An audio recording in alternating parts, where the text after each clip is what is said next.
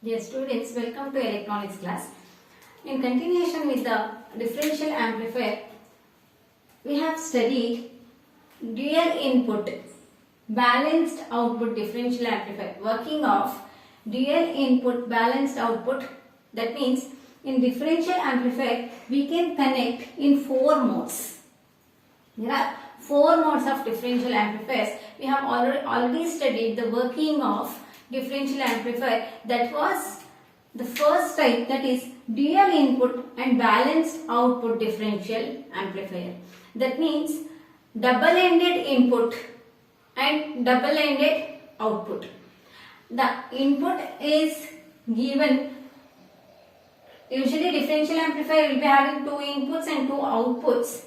In that we have considered dual input, that is double-ended input. Input is applied for both the inputs and output is taken between the two collectors. That is true. That is dual input balanced output differential amplifier. We have already studied the working of that.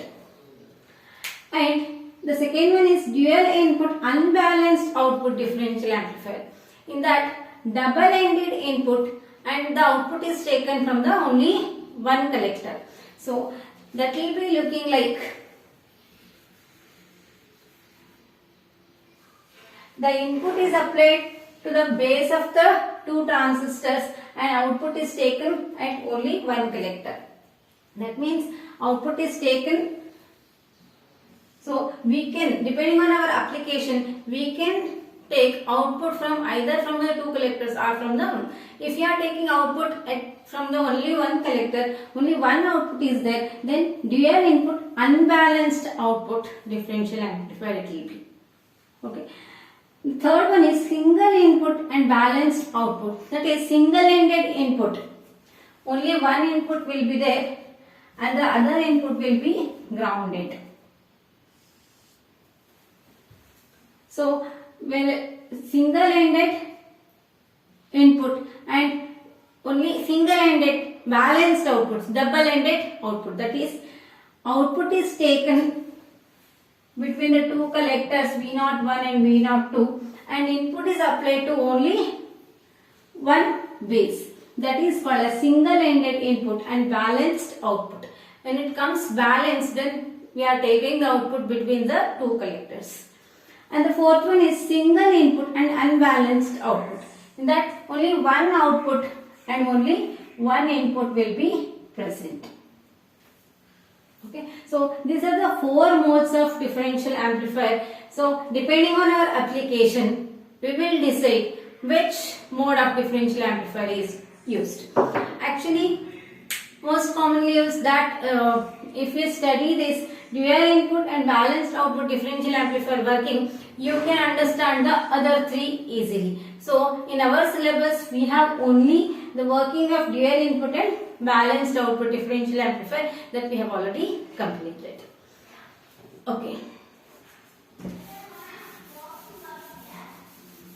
In differential amplifier, after studying the working of differential amplifier, there will be two mode of operation, that is common mode operation and differential mode operation. In common mode operation, what is common mode operation? When both the inputs, let me consider this as a dual input and balanced output. Dual input in the sense two inputs, balanced output in the sense two outputs, unbalanced output in the sense only one output, single input you can understand easily. So they may ask you to write the circuit diagram of each. Working of only dual input balanced output differential amplifier we have.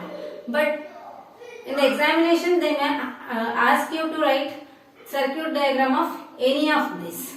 So I will send the screenshots as well, and don't be confused with balanced and unbalanced. When it comes to balanced, there will be two outputs, unbalanced only one output. Okay. In the differential amplifier, if we apply same polarity inputs to the both the inputs of the differential amplifier, and that will be our common inputs is applied, then it is called as common mode operation.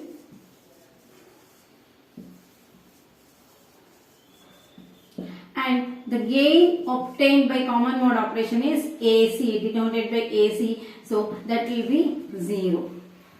Because if we apply the same input at both the inputs, in the output it will produce a opposite polarity outputs. So those two cancel out, output will be 0. Therefore, common mode gain will be 0 for an ideal amplifier. For an ideal amplifier. And one more thing is differential mode operation. In that, two opposite polarity inputs are applied to the both the inputs, so that we'll get gain, that is AD is equal to V0 by V1 difference V2. That is the operational amplifier, the differential amplifier amplifies difference between the two signals. So, and one more thing we have studied, that is CMRR, common mode rejection ratio, that is defined as the ratio of differential mode gain to the common mode gain. As we know, for an ideal op amp, common mode gain is infinity.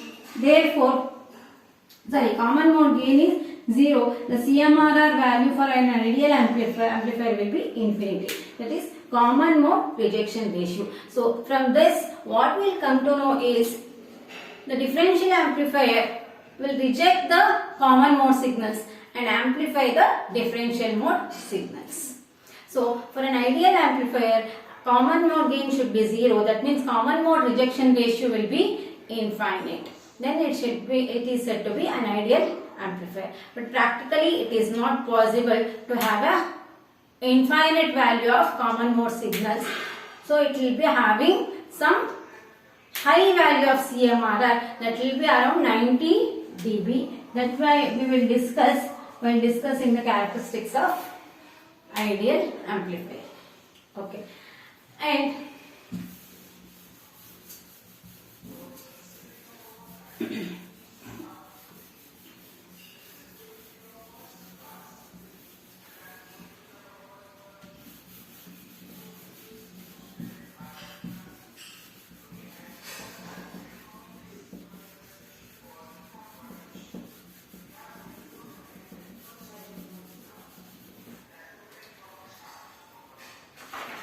there is one numerical given for common mode rejection ratio. If common mode gain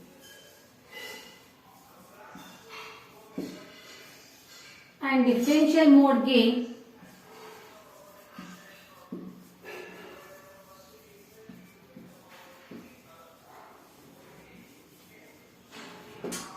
of a differential amplifier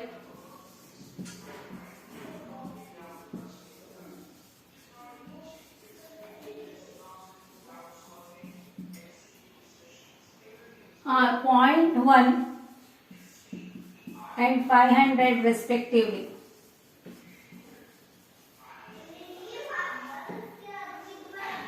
Find CMRR in dB. See, what we have studied is common mode gain will be 0, but that is ideally, practically it will not be 0, it will be somewhere very least value, that is 0.1. We have already studied some amplifiers in amplifiers chapter. Gain will be how much? 100, 200, 2000, something like that. But the gain is 0.1, which is very negligible. And differential mode is given as 500. So, CMRR, what is the formula for CMRR? CMRR is equal to, it is the ratio of differential mode gain to the common mode gain. Differential mode gain is given as 500 and common mode gain is 0.1. So, it will be 5000. The value of CMRR is 5000. CMRR in dB, if you calculate, that is 20 log 5000. Calculate this, you will get 74 dB. So, It will be around, practical value of CMRR varies from 70 to 90 dB, which is a very high value. We cannot get any infinite value in practical. So we'll get very high value, approximately it is infinite. It can have a maximum ability of rejecting the common mode signals. And this CMRR will be measured whenever a noise signal, unwanted signal is applied, or applied in the sense it's not applied manually, if it interfere with the normal audio signal, that will be made zero. That means that will not be amplified. Those common mode signals will be made zero. So that will not be amplified. Those unwanted signals or noise signals will be rejected. That's the main intention of studying this CMRR.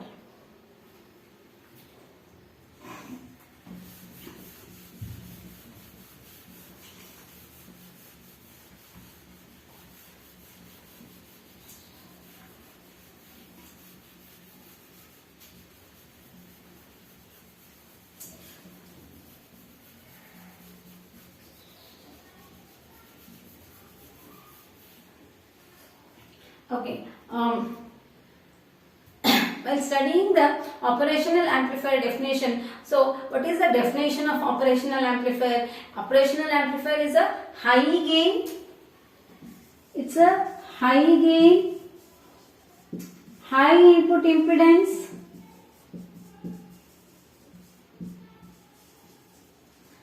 high bandwidth, low output impedance, direct coupled amplifier we have told. So ideally speaking, when you consider the definition of op-amp, high gain, that means it should be having infinite gain, maximum is infinite gain and infinite input impedance and zero output impedance and infinite bandwidth. Direct coupled amplifier. In that sense, high gain, in the sense it should have infinite gain for any of the input applied to the operational amplifier, and also high input impedance. High input impedance in the sense it can drive no preceding stages. Loading effect will not be there for the preceding stages. It can take any of the inputs from any source. So there will not be any loading effect occurs with the preceding stages. Low output impedance, so that it can be connected to any of the devices. So no impedance mismatch will be there while connecting it to the output. And high bandwidth. High bandwidth, that means infinite bandwidth in the sense any signals, any frequency signals.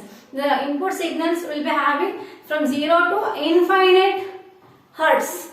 From 0 hertz to infinite hertz, all the signals which are coming input to the amplifier, that those in all will be amplified. But practically this will be having different values, some maximum approximate values, but nothing will be infinite.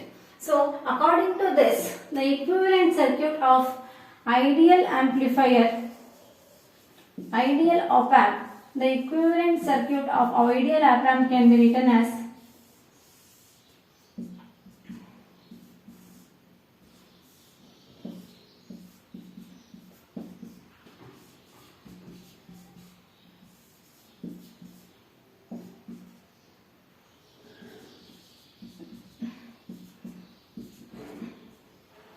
here, because it is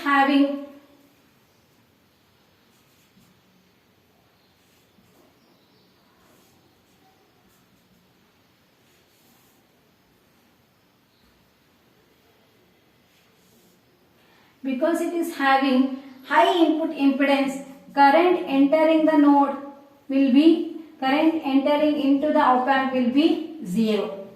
Because high input impedance, it will not allow any current. That means infinite input impedance. And there will be infinite gain. So there will be some finite output voltage for the zero input voltage. If the input voltage is zero also, we will be having some finite output voltage. So and low output impedance in the sense there will not be any current. Output voltage is independent of the output current flowing through the resistor, because output resistance is zero here. So it will be independent of the current flowing through any in the output circuit, because there will not be any resistor. Output resistor is zero, so output voltage is independent of the output current. And high bandwidth, so that it can amplify all the signals that I have already explained. It's the ideal op-amps equivalent circuit. Equivalent circuit of ideal op-amp is this one. So practically this will not be true. Practically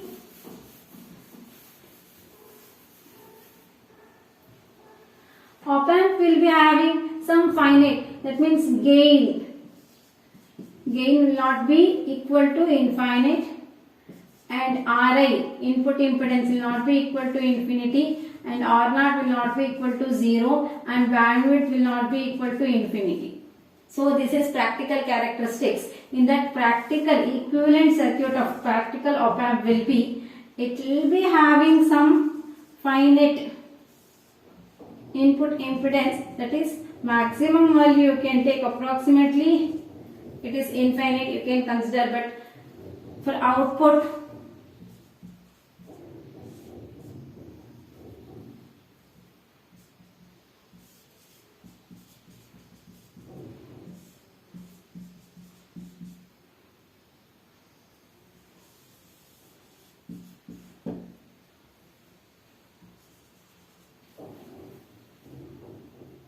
so there will be a finite value of output resistance and finite value of input resistance. Output resistance may be of few 10 ohms and input resistance of some mega ohms.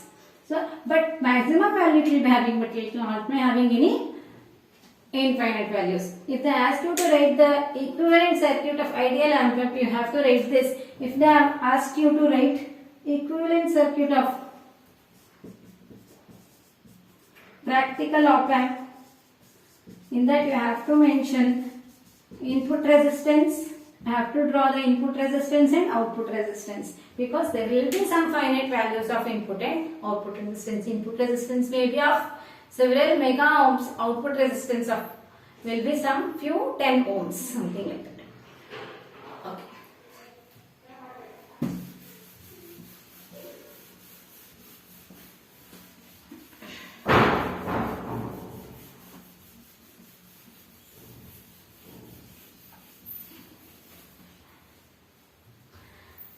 Let's discuss the ideal characteristics of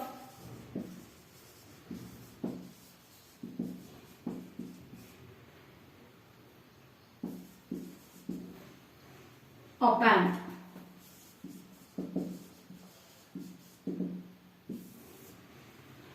In that,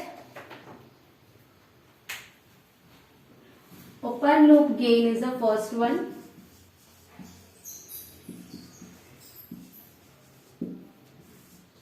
You can even represent with AOL. In some books it is represented as AOL. Open loop gain, in the sense it is the gain of the op-amp when feedback is not applied.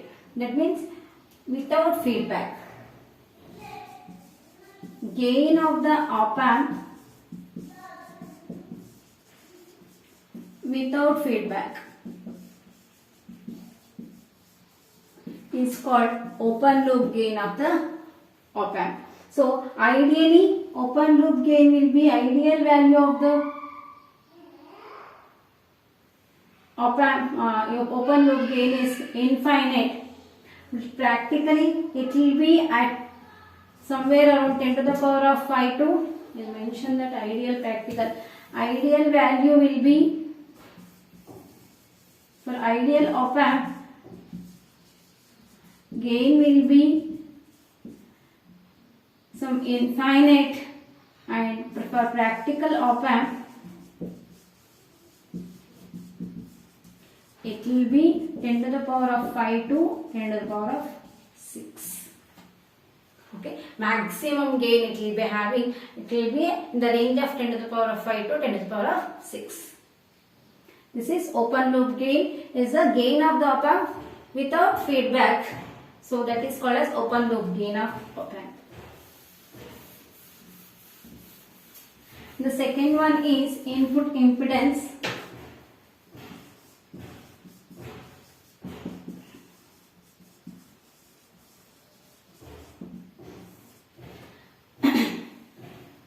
Is the impedance as seen from the two input terminals.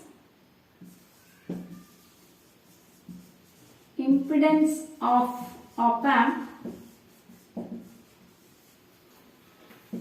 as seen from the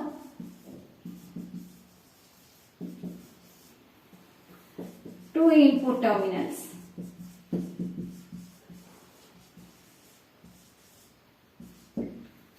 That is input impedance. Ideal op amp will be having the input impedance Zi or Ri you can represent, because Z impedance comes when you have a reactive elements there, capacitors and inductors. So only resistance you can just mention, Ri even. So or Zi also you can mention. Ri will be infinite for ideal op amp. For practical op amp,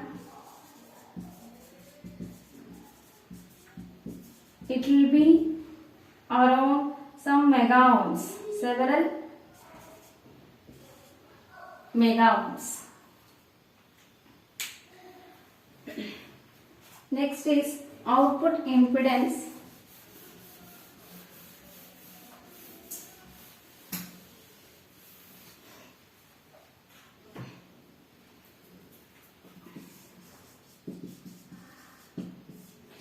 Impedance of op amp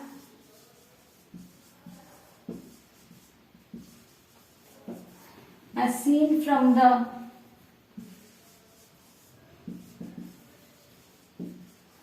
two output terminals.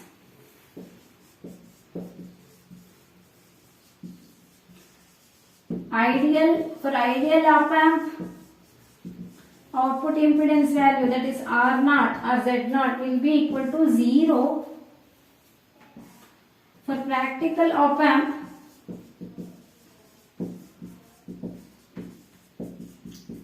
it will be of some few 10 ohms.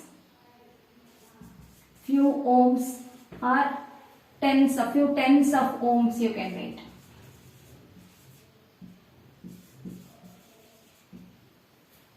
That is output impedance. So this is all very important that you should know the characteristics of ideal and practical op amps. Next is bandwidth.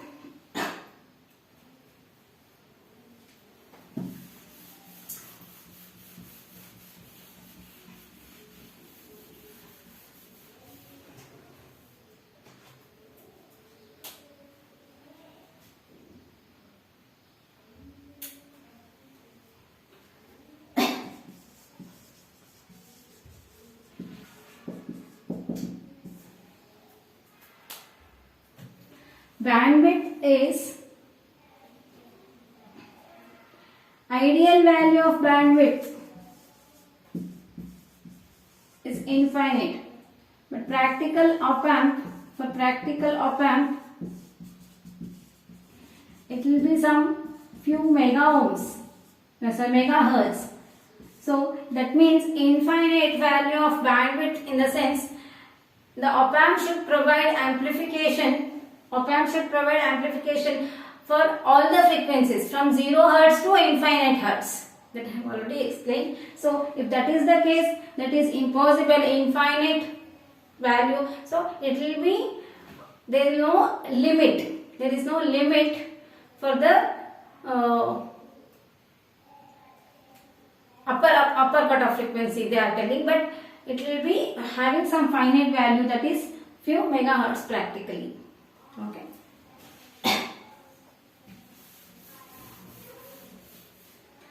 Next one is common mode rejection ratio, that we have already discussed. It is the ability, common mode rejection ratio. Definition can be written as ability of op-amp to reject common mode signals. Ability of op-amp to reject common mode signals such as noise and amplify difference mode signal.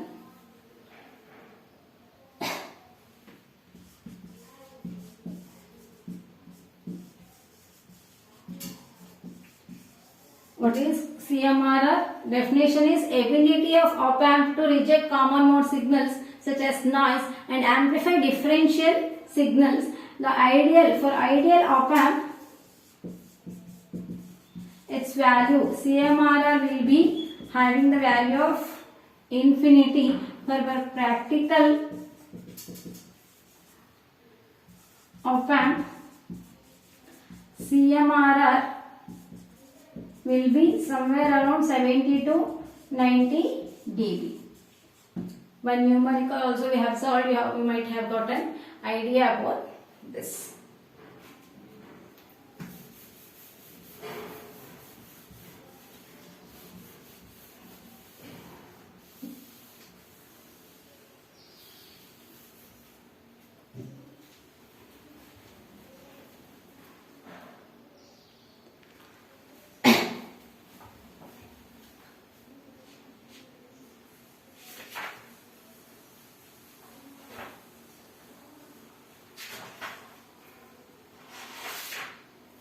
Next one is slew rate.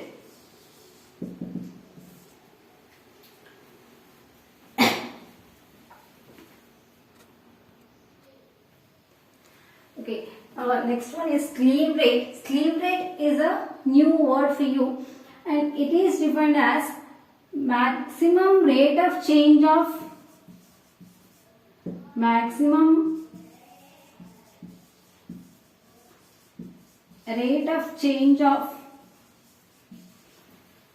output voltage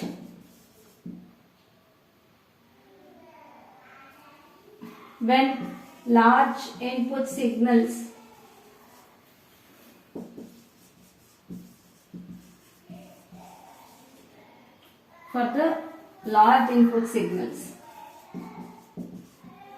that is slew rate will be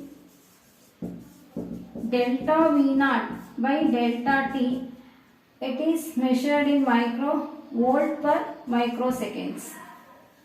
That is maximum rate of change of output voltage for the large input signals. Large input signals in the sense more than 1 volt input signals is applied. So how fast the op-amp will respond for the change in the input. How fast the op-amp will respond for the change in input. See, for example, whenever the input signals are keep on applying to the input, sinusoidal input signal is applied to the op-amp, there may be variation in the frequencies of the input signals. So, as op-amp is having the infinite bandwidth or maximum bandwidth, op-amp should respond very fast. If you consider the ideal op-amp, the op-amp will be having infinite bandwidth. So, any of the frequency, it should amplify. So, the ideal time taken for the op-amp should be 0 seconds to respond to the change in the frequency. The ability of the op-amp to respond for the change in the input frequency. So, that should be 0 seconds ideally. But practically it is not so. That means ideal value of slew rate should be infinite. It is taking 0 seconds for output, change in the output, for the changing the output, for the changes in the frequencies in the input, the op-amp should respond to that change. Is the time taken by the op-amp to respond is 0 seconds ideally, but practically it is not so. If it is considered as 0 seconds, then the slew rate value will be infinite. But it is not so. So it will be very fast. Somewhere around practical value will be approximately equal to 0.5 volts per microseconds. That means it will change at the rate of 0.5 volt for 1 microsecond. For the time 1 microsecond, the output voltage change will be 0.5 volts.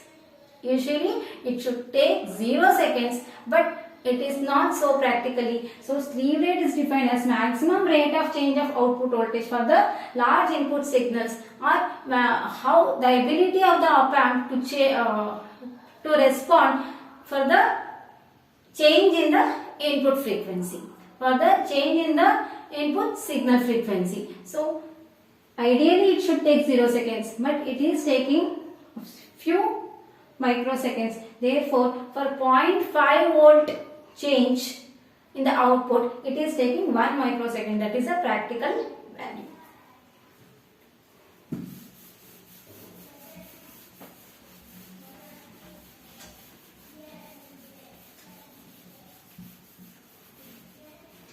Next one is input offset voltage.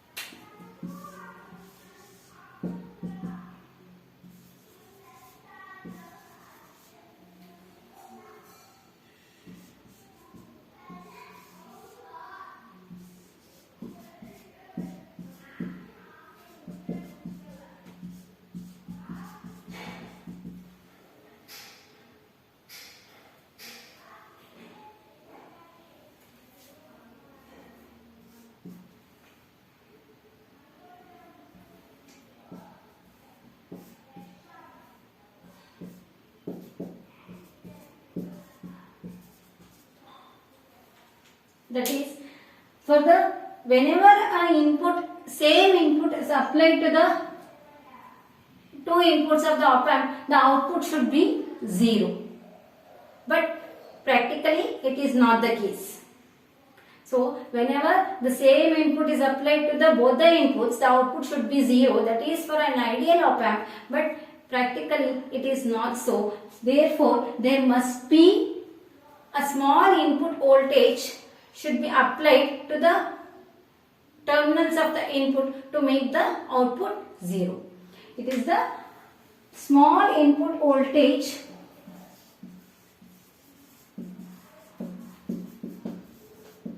that must be applied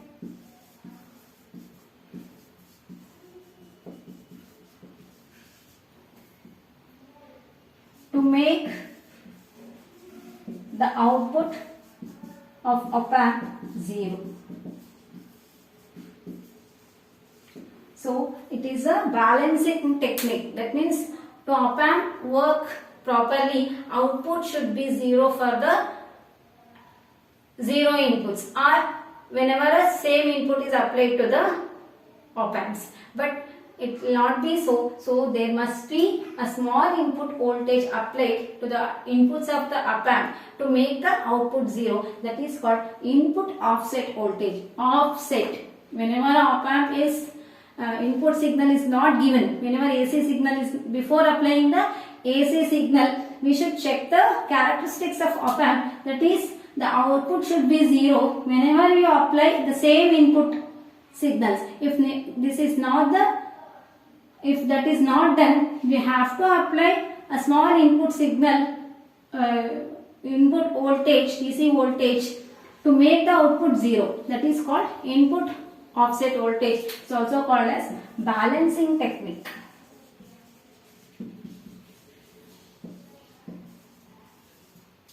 For example, when you measure your weight in weighing machine, sometimes it will not be set to 0, or whenever we are measuring the voltage or current using analog voltmeter or ammeter, the needle will not be set to 0 most of the cases for old instruments. So we'll make a fine tune of that screw so that it should come to 0, so that whatever the readings we are going to take in the experiment, that should be proper.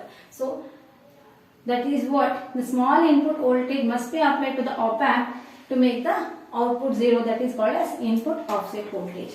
And the last one is output offset voltage.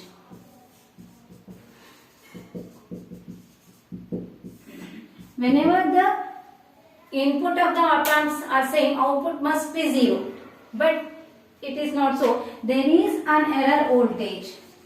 There is an error voltage at output. That is called as output offset voltage.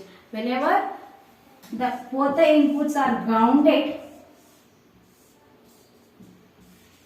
the output should be 0, but this is not the. Whenever both the inputs are grounded, output should be 0, but that is not the case. There is an error voltage exists. That is called as output offset voltage. Okay. So this completes the characteristics of op amp. For each characteristics we have discussed the definition and ideal values and practical values. So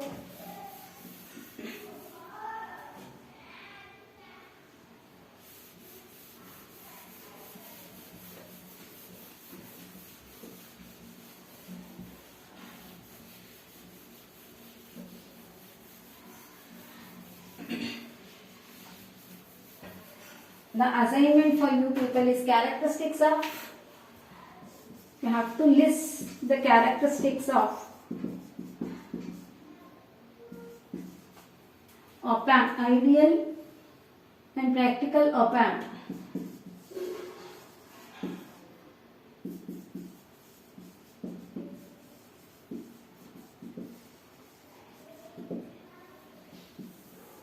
This is the assignment for you. In that characteristics column, you have to prepare a table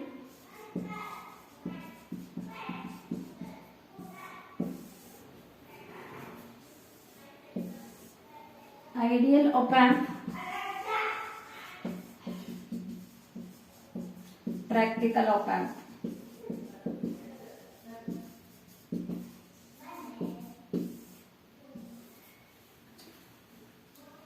Open loop gain, input impedance, output impedance, bandwidth, CMRR, slew rate, input offset voltage, all these things you have to make the list of those and write the ideal values and practical values. This is the assignment for you. Okay. Any doubts, please text me. Thank you.